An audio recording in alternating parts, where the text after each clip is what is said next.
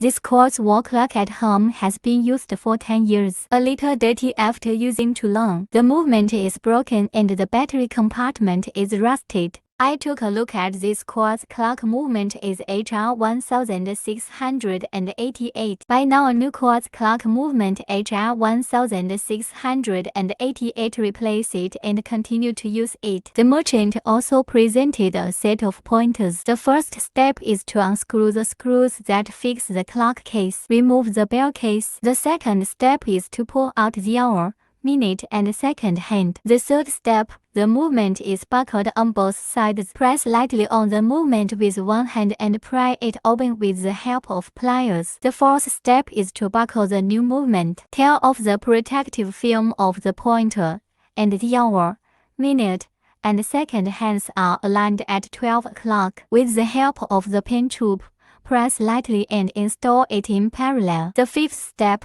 install a battery. When the second hand starts to move, it means it has been repaired. Fix the clock case, set to the current time and you're done.